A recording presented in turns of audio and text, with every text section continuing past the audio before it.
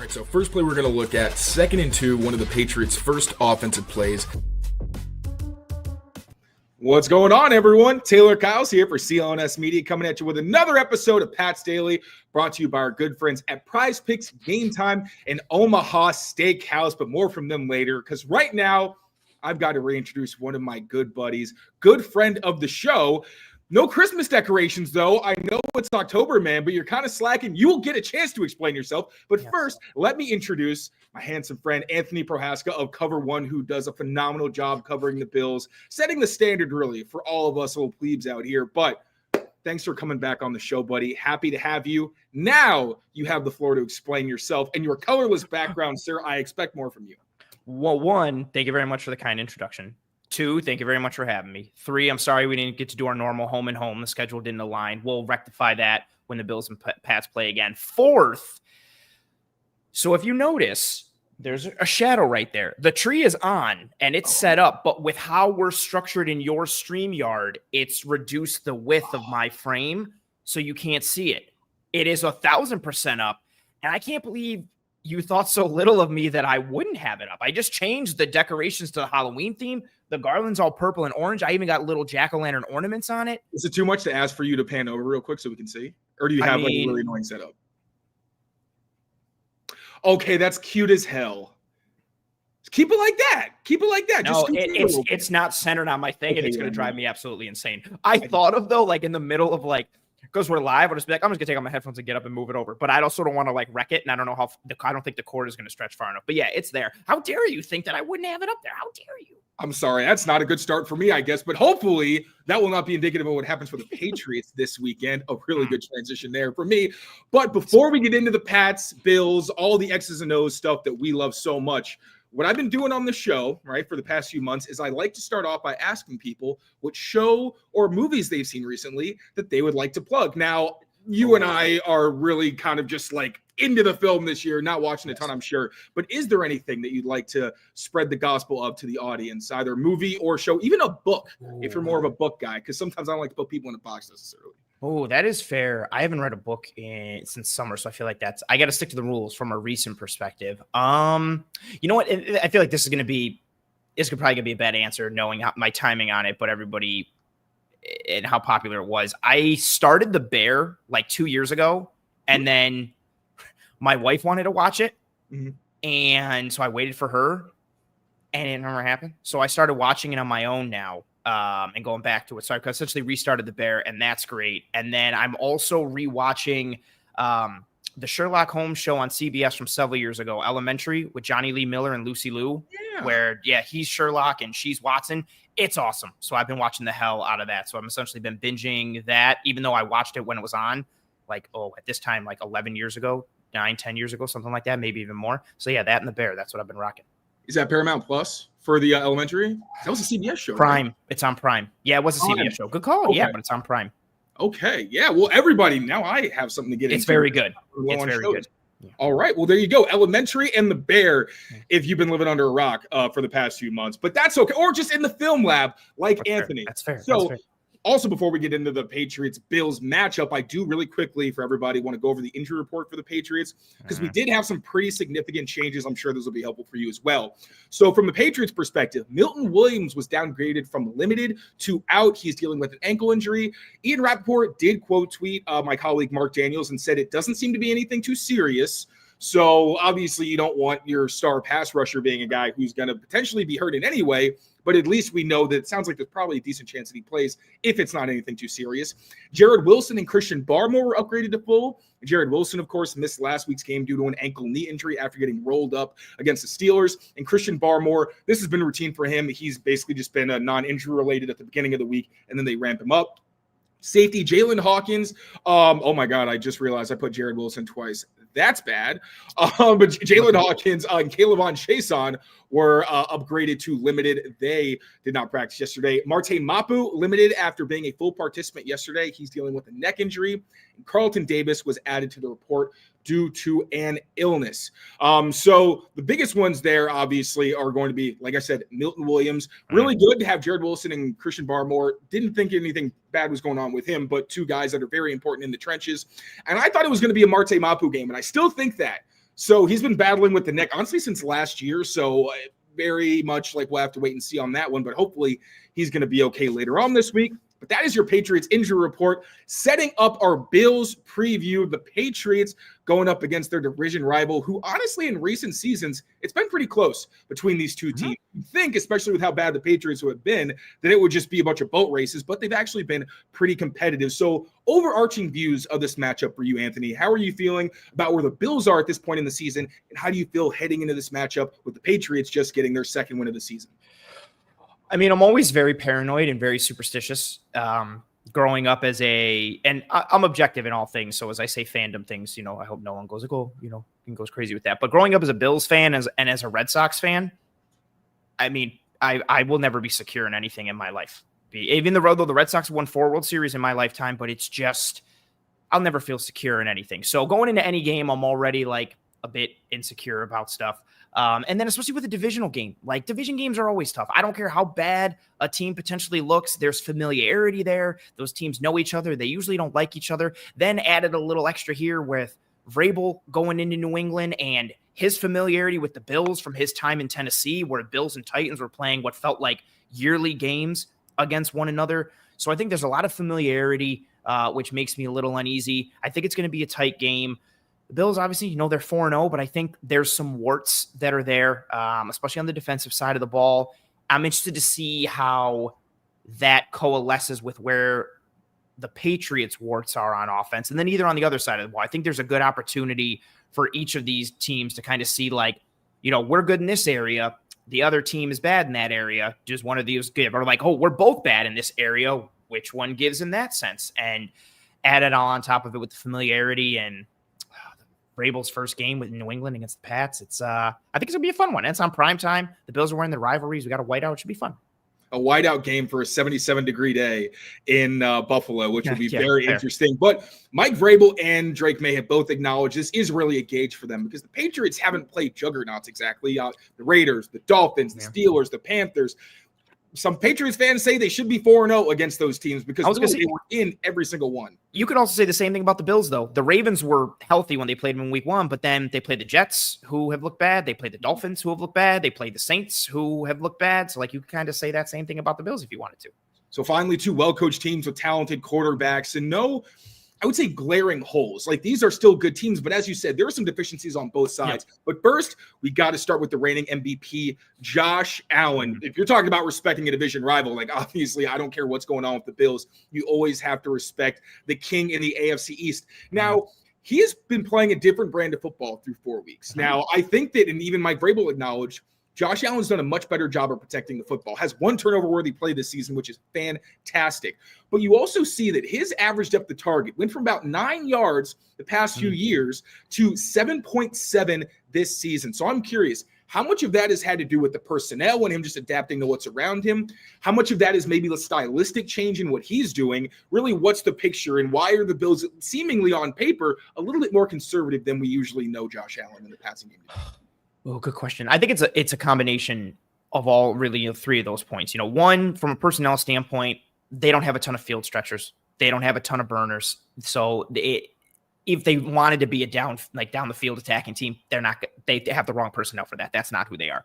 2, I think it is a bit schematic. This offense, despite having, Josh Allen, despite having the reigning MVP, this is a run-first offense. Everything is built on condensed formations. It's based on personnel. They're going more heavy this year. You're getting more 22, more 21. You're getting 13. A lot of that has to do with the emergence of Jackson Hawes, who was a bit banged up with an ankle injury, limited in practice today. So we have to monitor that. But they are predicated on bigger body types and putting you in run-pass conflict. That was why Matt Collins was such a good value piece for them last year, because what he could do as a blocker, and he still gave you a little bit as a receiver. He was their big cover 0 beater successfully until they brought Amari Cooper in during the year.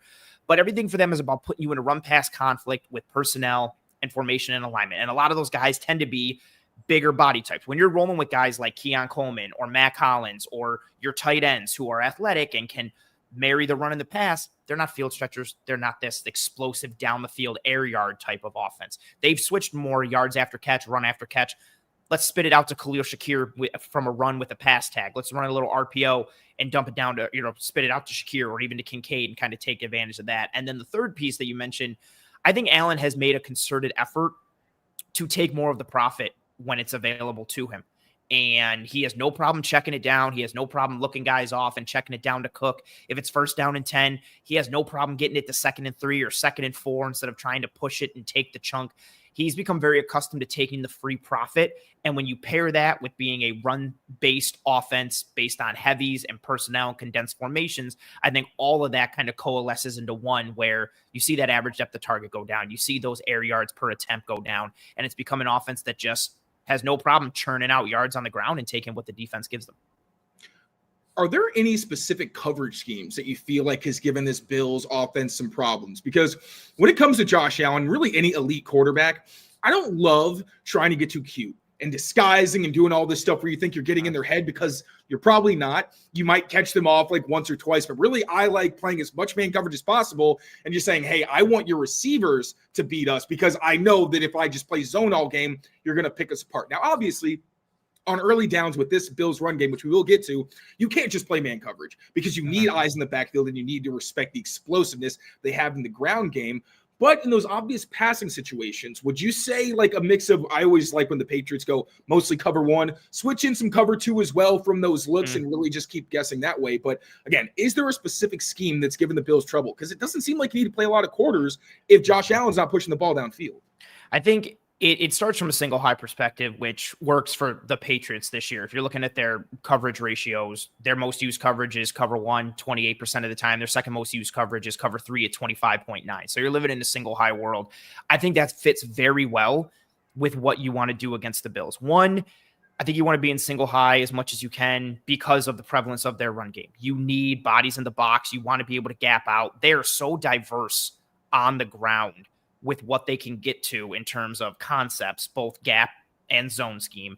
And then on top of that, I hate to say it, but it's beautiful. It really is. Like, that's the whole thing. Like, the run game gets it going because they're diverse in their concepts, but they can also get to several concepts from the exact same presentation. And so you're sitting there and you're like, okay, here's this tight 3x1. Is duo coming? Is it weak, mid-zone weak? Okay, they're sending the guy in jet motion, which is always, the number 1 goes in jet motion from the 3 side. That's always the tell for the mid-zone weak.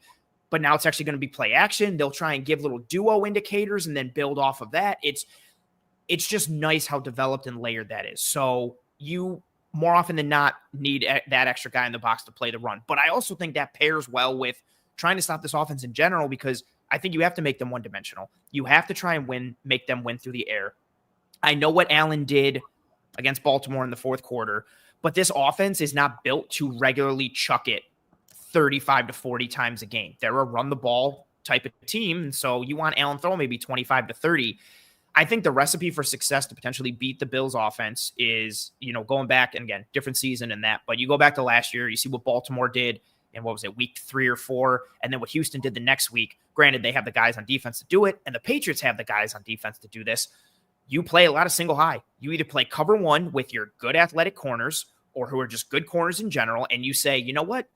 Your receivers have to beat us on the outside. You have to beat us one-on-one, or you have to beat us vertical. And you know what? It could be straight up cover 1 where it's straight up man, or you're playing cover 3 and essentially guys are still on an island, so it kind of still functions a little bit like one-on-one. But I think you play single high and you make the Bills have to beat you through the air and through the outside. You force them, okay, if they have to go a little more spread, then you start to change it up and you throw in some cover 2, mix some things in there, trying to change the pre to post snap picture on Josh Allen. But I think it starts with mitigating the ground game and forcing them to beat you through their wide receivers and beat you through the spread and through the pass game. So you say slow down the run game. Has anyone even done that yet? Because James Cook, I think J.K. Dobbins is the only player with more explosive runs. I had all the stats. He's first in rushing yards. I believe he's up there in rushing touchdowns. James Cook has been fantastic. Good for him holding out for a new deal and trying to get as much money as he could because he's living up to the contract. But like you said, there's so much diversity. The multiple tight end groupings, Dawson Knox is the second highest graded run blocking tight end for PFF. Jackson Hawes is 10th or something like that. So there's a lot of ways the Bills can have success on the ground. What the hell are the Patriots supposed to do? Because they have been a good run defense, But each of the past 3 weeks, we've seen teams have success bouncing outside. They gave up multiple explosive runs last week. It was more than 2 for the first time in the season, and most of those were outside the tackles. James Cook obviously can beat you in a lot of ways. You really don't want that guy in space, though. So how do the Patriots potentially slow down not just James Cook, but also the plays where you get in the shotgun or even sometimes under center, and you got to worry about Josh Allen as well? Man, it's super tough. Like the way to truly do it is if you have the Jimmies and Joes, right? If you have the guys up front and that's where, I mean, Milton Williams is a loss in general, but I really felt like going into this year, man, like a combo of like Barmore and Williams on the interior from like both a pass and run perspective, that's such a problem in a multitude of ways for a lot of teams. But it starts with, if you've got the dudes up front, if you've got a game wrecker, cool, that's advantageous for you. If not, you've got to do it with numbers. You've got to do it with bodies, because Aaron Kromer has become one of the best, I think, assistant coaches in all of football. He's the Buffalo Bills offensive line coach. And he and Brady have done such a great job marrying the run and the pass, marrying their run concepts with similar presentation, and then adding in motions and shifts. And then Allen has become very adept at reading what's going on and taking things from, whether it's a check or an alert perspective and seeing the numbers and being like, okay, there's too high and there's a little bit of numbers outside. We're checking this to a run. Vice versa. You got numbers in the box. Okay, cool. We're going to spit it outside. He can beat you mentally. They can beat you physically. They've got the diversity. They've got the presentation.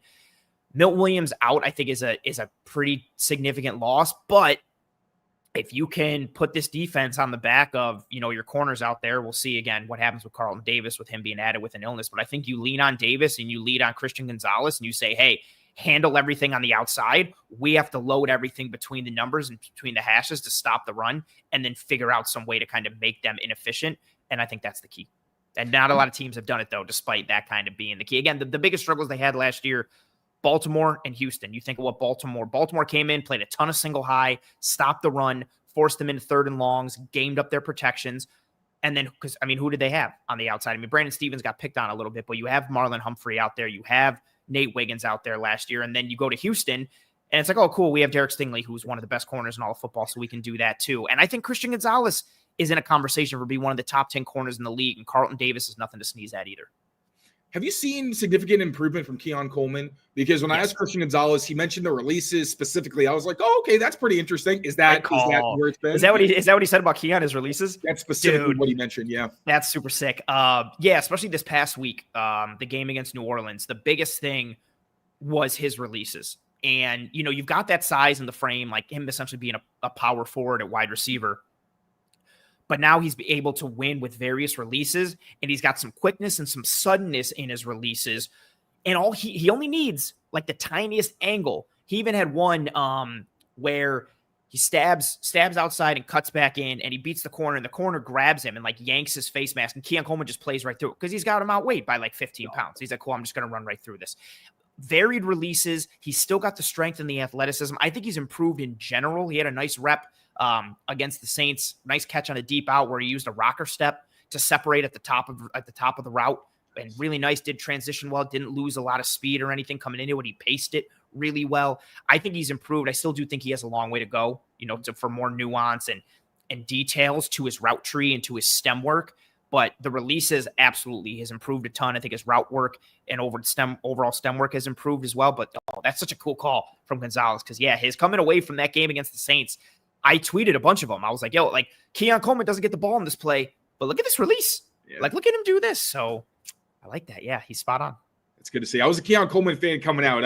He got for Patriots fans, the immediate comparisons to N'Keal Harry, and I'm like, that's so unfair. Even I went back to the N'Keal tape, and I was like, they don't even move the same. No, they're two different types of dudes. Yeah, that's fair. I had him as my wide receiver 9.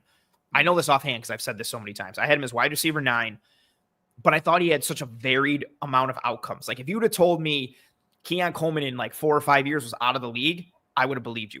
If you told me he was like a high end 2 or a low end 1, I would believe you. If you told me he was the guy that was going to live off 1-year contracts until he was 30 because all these different teams were like, I can finally be the one to tap into those traits, I would believe you. I just thought he could be anywhere on the spectrum for career end up. But the package was intriguing.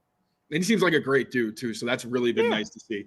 Okay, moving over to the defensive side of the ball. But first, Got to give some love to our friends over at Game Time. Make sure you use code CLNS for $20 off your first purchase. Terms do apply. And also to our friends over at Prize Picks. Download Prize Picks. Use code CLNS to get $50 in lineups after you play your first $5 lineup. Prize Picks, it's going to be right.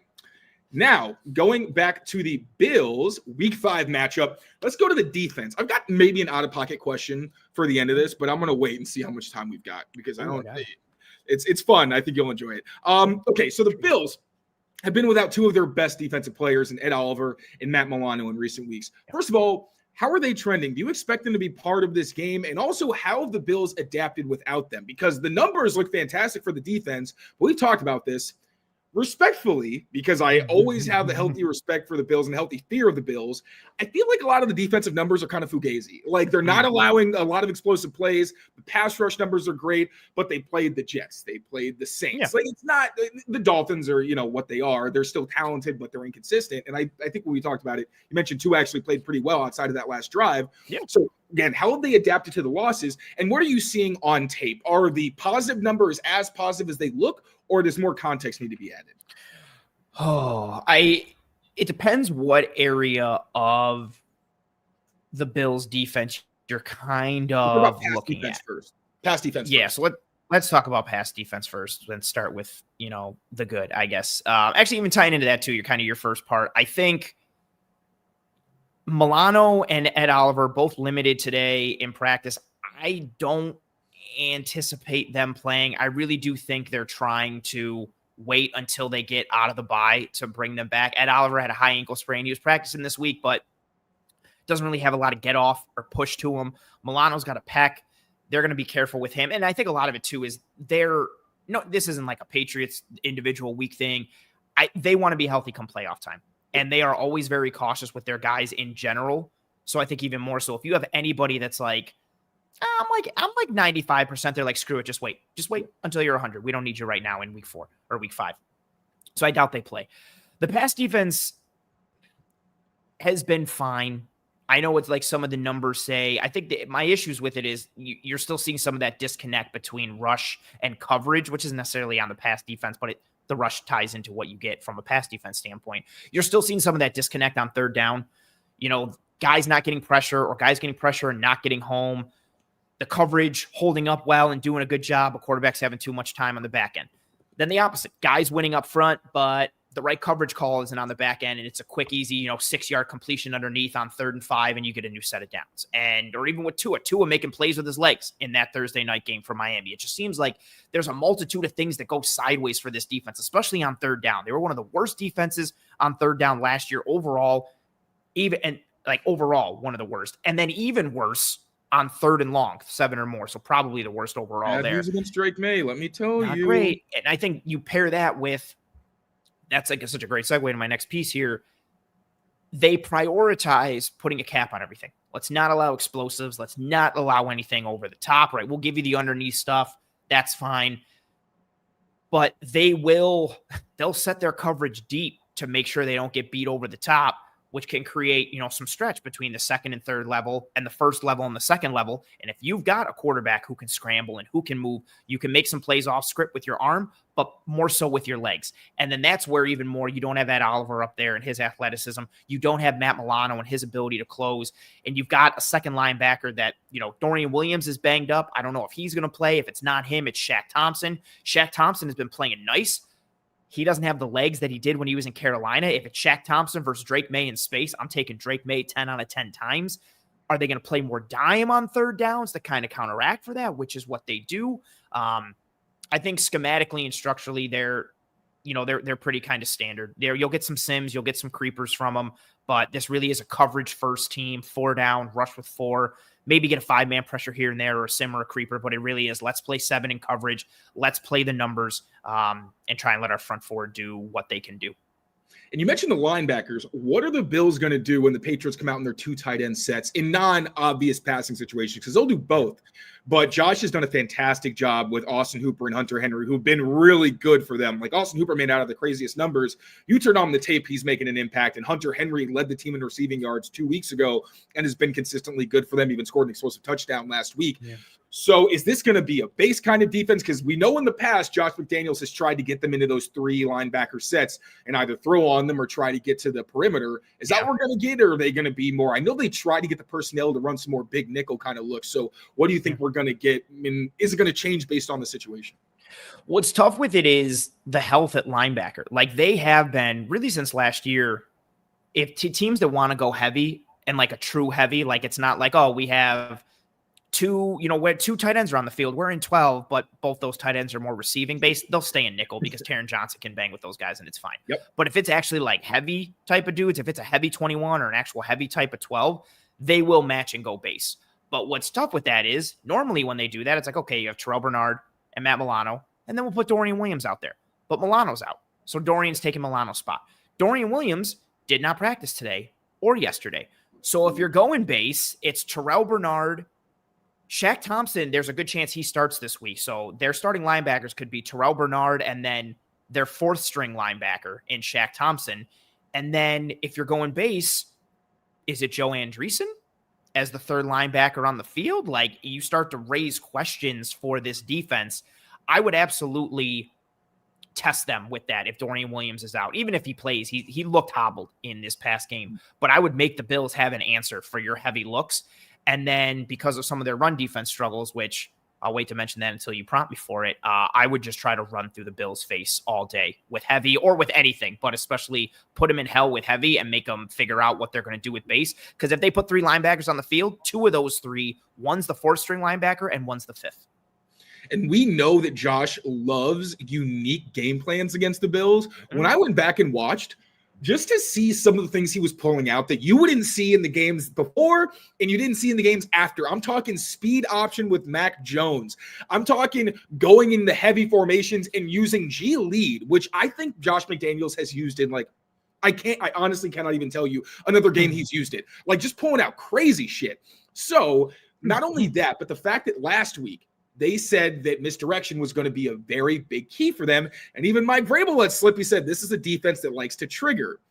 So I'm thinking, okay, we're going to get another Josh McDaniels run game masterclass. And like you said, if you got a bunch of guys that don't play a whole lot, that misdirection can be a backbreaker. So I preface it with also, usually when I'm preparing for Bills games, it's, 2 sides of the coin. They are top 5 in tackles for loss or no game, but they're also top 5 in explosive runs allowed. This year, you're seeing the big runs allowed, not as many tackles for loss or no game. I know people are seeing on Twitter the Deion Walker highlights. I'm rooting for the young man. I really liked him. He has such a unique skill set. Hoping to see him thrive in non-Patriots games. But what is the story of the Bills' run defense? Because it feels like it's pretty much the same kind of thing every year where they want to be aggressive. And as soon as you play a team that can scheme you up, they struggle. So what's the story there? Am I missing something that they're doing better than maybe I'm giving them credit for? What's going on? I'm going to start with the metrics to put this into perspective, and then we're going to speak on it. So the Buffalo Bills run defense through the first 4 games, 23rd in EPA per rush, 29th in yards before contact per rush at 1.59. They're essentially giving up 1.5 yards before anyone gets touched. They're 32nd in yards after contact per rush at 4.44.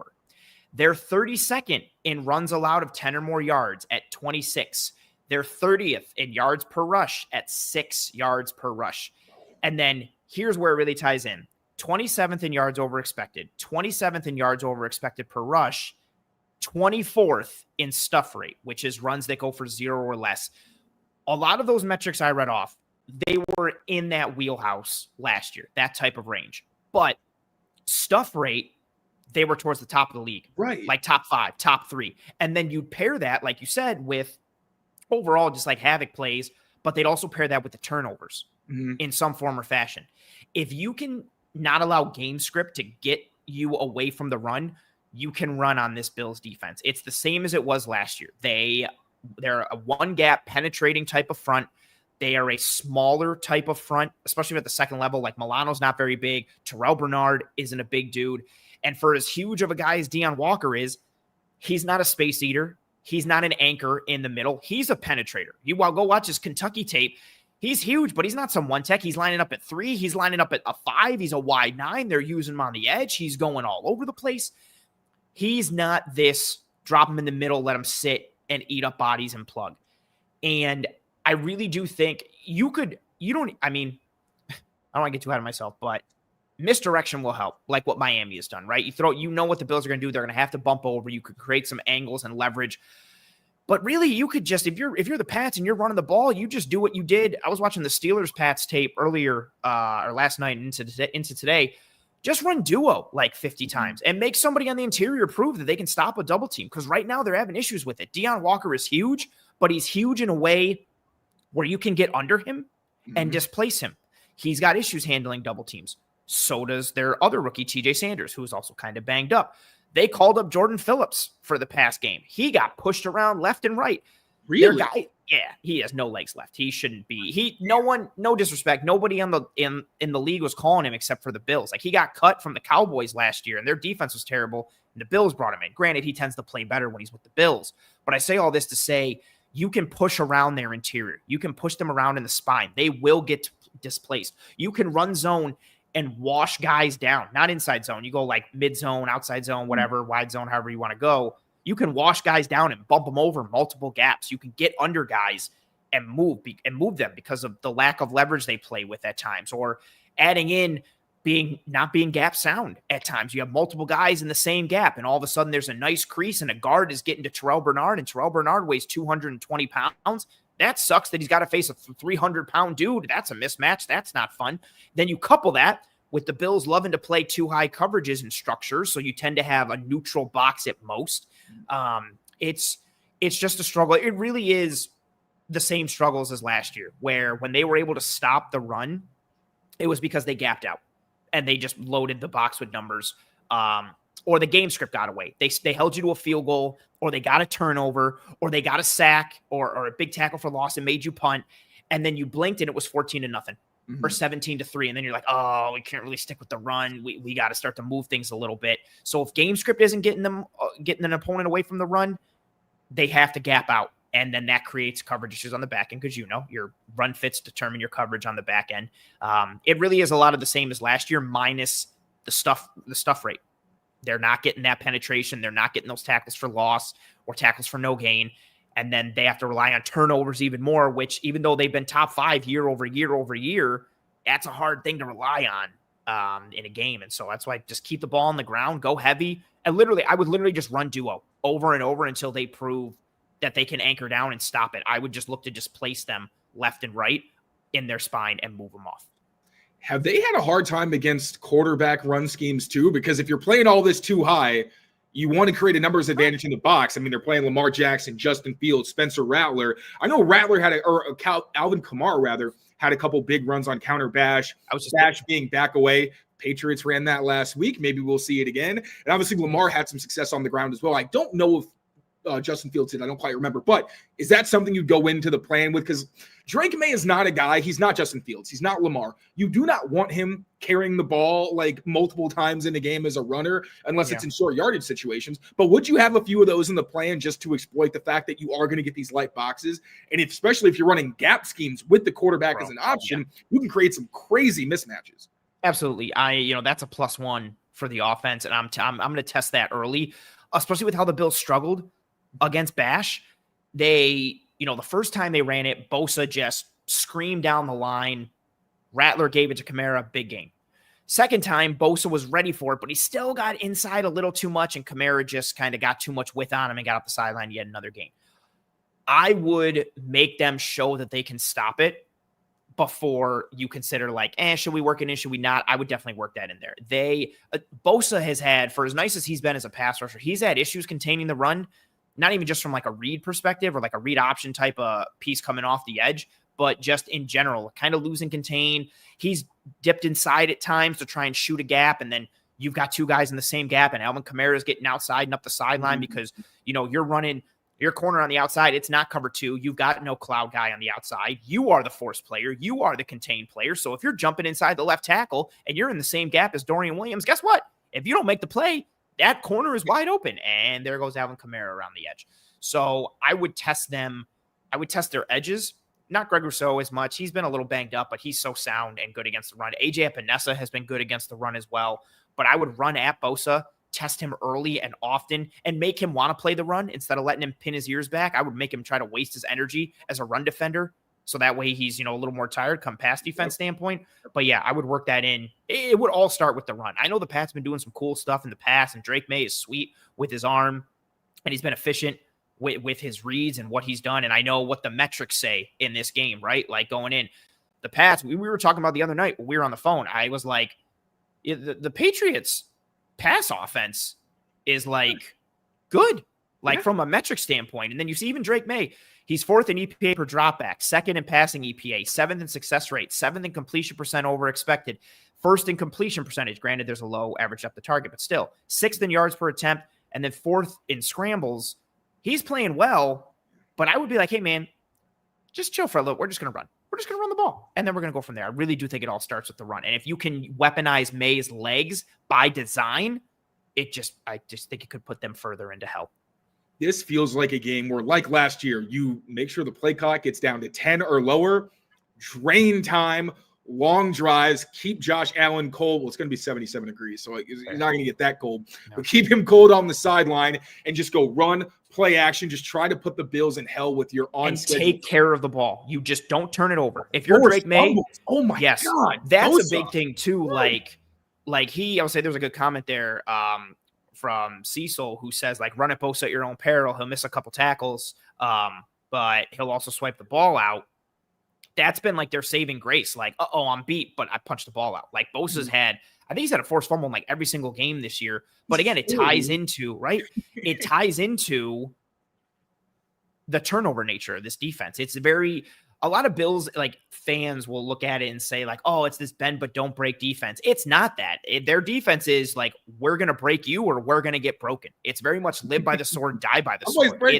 That's it. Like they're flying around and they're either going to get the ball or they're going to create something for a loss or they're going to get gashed and you're going to move up and down the field on them. But again, it just tends to balance out. Miami game's a good example. Before Tua makes that throw and it gets picked off, Miami's driving down at will. And then out of nowhere, it's an interception and the game gets completely changed. That's just what the Bills have done over and over again. You can't turn the ball over. Don't put it on the ground if you're running it. And Drake May just has to take care of it. Operate very efficiently as he has. Take those checkdowns, take advantage of that space between the first and second level, fit it in, and you go from there. Just keep staying efficient. Don't fall into the Bills are counting on you wanting to try and go for blood. And when you do, they're right there to be like, psych, and they'll pull the rug out from under you. Play your game, protect the ball. The Patriots did a much better job of that last week. And I think Drake understands. Like that fumble he had a couple weeks ago, he knows that can't happen again. Tyrod Taylor literally fumbled in almost the exact same way where he's trying to do more than he needs to. Bosa comes out of nowhere from the other side of the line. He's good at it. That thing out. So that not just that. Another thing is there was a forced fumble they had where the receiver, Garrett Wilson, catches the ball, gets up, only has one hand on it, and I forget who the defender was, just punched that thing out. So not just the quarterbacks, not just the running backs, any ball carrier, make sure that you are protecting that ball on contact and being smart because like you said, this Bills team is going to take advantage. Right before we get to putting a bow on this bad boy, we're going to talk about the keys to the game for the Patriots and the Bills. First, got to shout out our good friends over at Omaha Steaks. Use code Patriots at checkout to get $35 off your order at omahasteaks.com. Terms apply. Liz and I just had some of the fillets last night. They were phenomenal. Genuinely very, very good stuff. Also, the apple tarts are fantastic. I don't think I'd ever had an apple tart before somehow in my life, but I'm a new man. They are fantastic. So thank you so much to Omaha Steaks for helping out the show. All right, buddy. Like I said, we're putting a bow on this bad boy. And just one more time, all of our lovely sponsors. But let's start off with the Bills. What do the Bills need to do to make sure they win at home? Because they're currently 8.5-point favorites, which I thought was a little disrespectful considering how well the Patriots played, but it was a bad team. But this is the game where, like we said, it's a gauge. So we're really going to see where exactly these two teams stand. So what do the Bills need to do to make sure they protect their house? I think it starts with their defensive side and some of the things I've already talked about. Don't let the Patriots run game get going. Like this Pats offense has struggled to run the ball from a metric standpoint, and there's been some ugliness at times with them. Do not let them get that easy code of hey, we're going to start running the ball. And then, like you and I were talking about the other night, the Patriots have been doing a good job moving the pocket. It's really good. Like when you get the run game going, it's nice to just run some boots or some half boots and fake like you're going to move the pocket and you don't. And all of a sudden some explosives develop and some areas of opportunity for you to, again, to manipulate that second level and create stretch and space in between the numbers and in between the hashes. It starts with that. Do not let them run the football. Do not let them keep the ball away from your offense. And you can't allow it to be an easy day for Drake May and McDaniels. Make McDaniels have to empty the clip.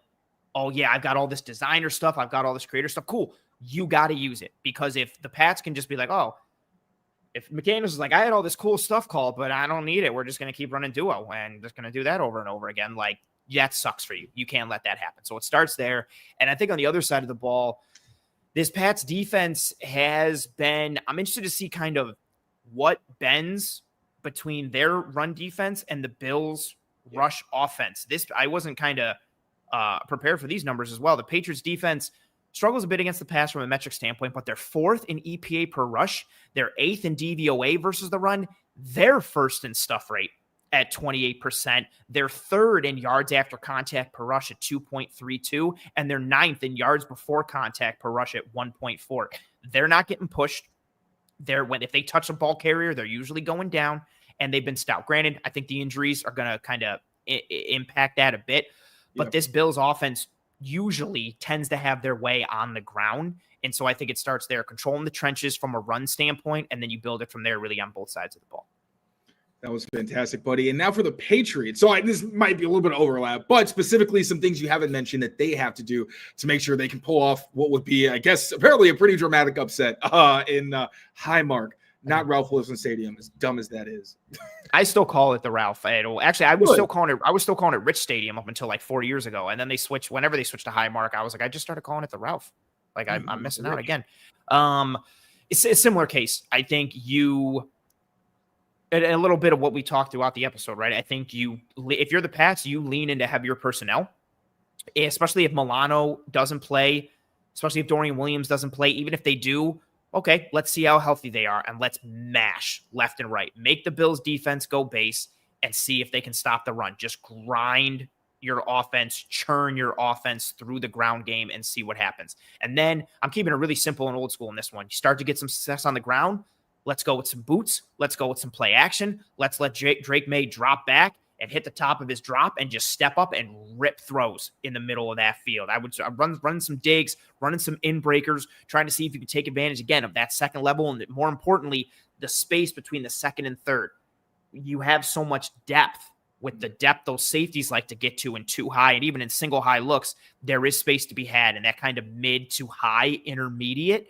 And I would look to kind of create your chunk plays there. We're not going for like 20 air yards down the field. We're going for like 15 or 16 chunk play, type of throws in the middle, kind of take advantage of the defense if they're trying to really prove, what they got to do against the run. And then on the opposite side, you got to make the Bills offense one-dimensional, and you got to make that one dimension the pass. If Josh Allen is just slinging it all over and it's beautiful and he throws for 350 yards, you tip your cap and you go, all right, dude, like, you're the MVP. Cool. Appreciate it. But if it's one of those, like, you let James Cook run for another $130, $120, $140, and Allen only had to pass like 17 times and he probably completed 14 out of that 17 and took the free profit, maybe scrambled a little bit, maybe ran a boot and just kept it going, you're going to be in a world of hurt. And yeah, I think that's kind of really what it comes down to. Per usual, sounds like we're on the same page, brother. Thank you. What's the fun question you had for me? Is that the one you had? Oh, yeah. For? Okay, we got it. Fun. I've been thinking about it the whole time. It's been in the back of my mind. Like, I needed, because you were like, oh, I think you'll enjoy it. I need to know what it is. So this came up at practice. We were talking about if the Bills make it to the playoffs again, AFC Championship game again, and they lose, and you're in a position where Joe Brady might leave, and this is so this is more out of respect for Joe Brady, because I don't think you can lose him. Like, with the magic he's been cooking up, I would love to see him somewhere else, but I feel like you can't lose him. This question sucks. I know where it's going. I already don't like it. Who's the head coach in 2026? Boy, it would have to depend on how they lose for me. Right, for sure. It would really be that. I've said it really for the past couple of years, because for a good chunk of the fan base, Sean McDermott's on the hot seat. Mm-hmm. but there's no guarantees either way. You could fire Sean McDermott and Joe Brady could take over, or you could bring in someone else and they could get you over the hump. Or we could be looking at this 10 years from now going, oh, they really screwed up when they fired McDermott, man. Like, for all his warts, he's done a lot of good. The culture piece, I know that's like corny. It's mattered so much to this team and the success that they've had. But if they continue to I tell you what I would rather do. If they lose in the AFC Championship, it would have to, for me to get rid of Sean McDermott, it would have to be like a complete mental collapse for the entire team, starting with the defensive side. Because even if the defense faltered, the first thing I'd want to do is keep McDermott and get a new defensive coordinator who takes the defense over from McDermott. But that's probably not going to happen. So that's, I think, really a lot of pie in the sky. Brady doesn't have head coaching experience. I don't know if that's the answer. And with how this offense is built, and as long as Aaron Kromer stays, I think you still could have a successful offense built around Allen and this ground game. It would take, again, I've been very fine with, for the people who want Sean McDermott to stay, cool. If you want to fire him, cool. I just think the grass is not always greener on the other side. And so for me, it would have to take a monumental collapse where, like, another 13 seconds type of deal where it's like, how are your guys not prepared? Why are all these mental mistakes happening? It's not just like, oh, well, we're down to like our 4th and 5th string corners and everybody's hurt, or we've got this going on, or there was some cataclysmic weather thing that was this huge variable. They've got to show me that they're not there mentally and that he's not able to get them there. And then that with conversation will come from me. Oh, what a horrible question, but a fun question, but oof. Because I think publicly people assume that, yes, if that happens again, his seat's going to be scalding hot. We all know they're going to make it to the playoffs. We all know they're probably going to get back to the AFC Championship game. But that's helpful because people may not understand just how helpful Sean McDermott's been, why internally he probably has more job security than a lot of people understand. And I don't think the culture part of that is overstated. I think the point of a head coach, more than anything, you can be good at play calling, you can, have your hand in certain parts of the pie. At the end of the day, you need to set the culture and then surround the team and yourself with people who can then take that and say, all right, like you said, if he has to take away some defensive responsibility, or if he just gets somebody else, shore that up, but maintain the culture and the awareness that they typically tend to have, because I know you have the MVP, but you guys are still having a lot of success every single year. Yeah. And what's tough is the defense has not been up to snuff come playoff time, really for a good chunk of their playoff runs. But some of those years there, you've had the variables of the injuries that they've had, or the DeMar Hamlin year and everybody being essentially emotionally exhausted once the playoffs come around. There's all these variables where you can play devil's advocate pretty readily. And it's ironic, with him being an Andy Reid coaching tree guy, he could follow that path. Like Reid with all those, 4 straight NFC championships with the Eagles, they lost all of them. But even there, the Eagles waited to fire him until he went 5-11. And then they're like, okay, let's pull the plug. Like I know everybody wants a Super Bowl, and that's the goal, right? Your goal is to get to the top of the mountain, but there's something to be said for reaching like AFC championships or conference championships every other year, winning your division and being the favorite there every single year. And it becomes that little like, is that enough? Do you think they'll finally get over the hump just based on the odds? Josh Allen's getting a little older, or how are you trying to thread the needle between all of it? I think you can make a case either way. It's just, in particular with Brady, like firing McDermott to keep Brady, I think is a really interesting way to put it.